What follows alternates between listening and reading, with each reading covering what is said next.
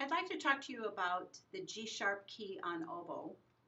Just as with saxophone, the oboe has that articulated G sharp key feature, articulated G sharp mechanism feature, if you will, that allows the player to keep the G sharp key depressed while playing notes in the right hand. However, on oboe, it's much more limited than on saxophone. In either octave, the first or the second, the player can play from G sharp to F sharp, G sharp to F, G sharp to E without releasing the G sharp key.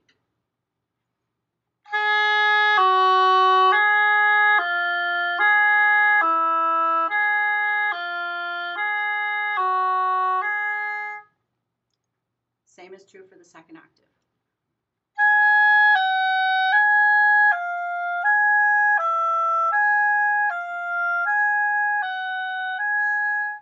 And of course, the flute and clarinet players have to be releasing that finger, which makes technique less smooth.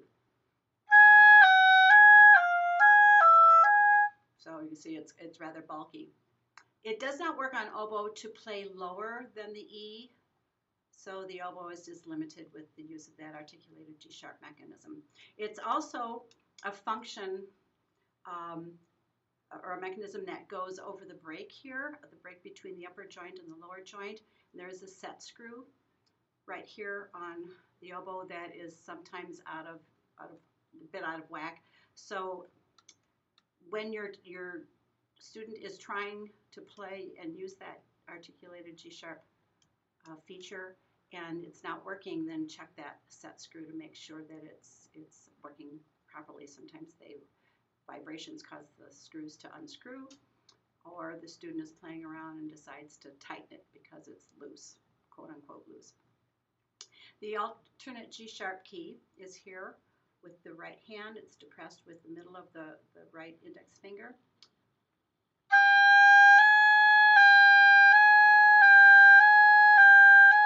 There is no pitch difference between the two keys.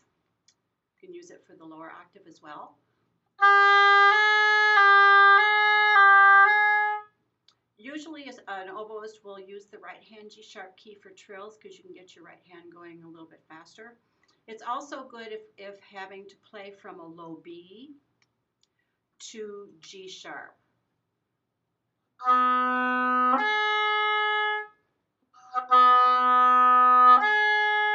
Because you can't move your left little finger from the low B key up to the G sharp key.